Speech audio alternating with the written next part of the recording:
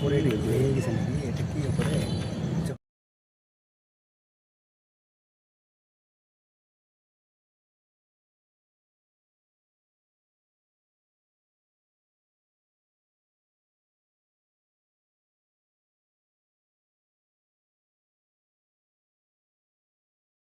নমস্কার, আমি SK Aftab, AB 24 নিউজে আপনাদের স্বাগত। আমরা এই মুহূর্তে চলে এসেছি নওদা থানার আমতলা গ্রামীণ স্বাস্থ্যকেন্দ্রে, যেখানে কিছুক্ষণ আগে ভর সন্ধ্যায় বোমা বিস্ফোরণের ঘটনা ঘটেছে। আমরা সেই বিষয়ে জেনে নেব ব্লকের যে বিএমওএস ডক্টর শফিকুল হাসান মহাশয়ের সঙ্গে।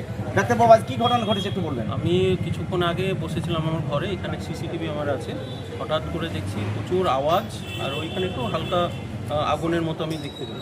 তারপর কিছুক্ষণ পর দেখছি সবাই চলছে, আর বিল্ডিংটা একটু কেঁপে উঠলো। পরে শুনলাম যে ওখানে বোমা মারা হয়েছে।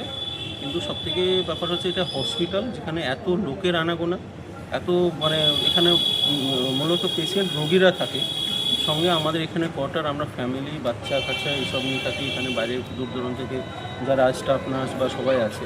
এই অবস্থায় যে এখানে এইগুলো বোমা এইসবগুলো হয়, তাহলে তো আমরা এই ব্যাপারগুলো প্রচণ্ড ভয় করছি, কতটা আতঙ্কে রয়েছেন? প্রচুর। এবং সঙ্গে আর একটা জিনিস আমরা ওসিকেও জানিয়েছি যে আমাদের এখানে কি হয়, রাত 12টা-1টা পর্যন্ত অনেকে থাকে এই সামনে যে পুলিশ, সেইগুলো যেন বন্ধ করা না। যেটা পরিত্যক্ত আমাদের একটা বিল্ডিং পড়ে আছে, অ্যাবান্ডেন্ট বিল্ডিং আছে, ঠিক ওই বিল্ডিংয়ের জায়গাতেই হয়েছে।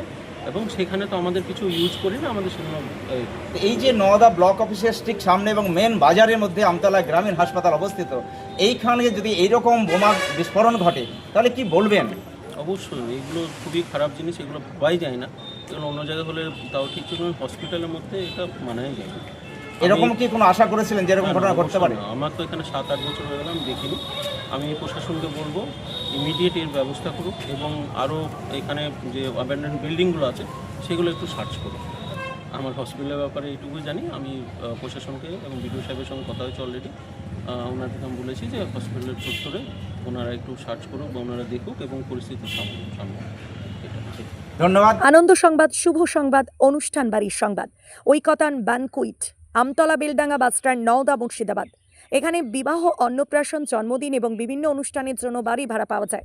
এছাড়াও এখানে যে কোনো অনুষ্ঠানের খাবারের অর্ডার অনুযায়ী অভিজ্ঞতা সম্পন্ন ক্যাটারার দ্বারা যত্ন সহকারে খাবার পরিবেশন করা হয়। বিশেষ দ্রষ্টব্য, মুসলিম বিবাহ রেজিস্ট্রারের সুব্যবস্থা রয়েছে এবং গাড়ি পার্কিংয়ের সুব্যবস্থা রয়েছে। আমাদের যোগাযোগ নাম্বার 80018114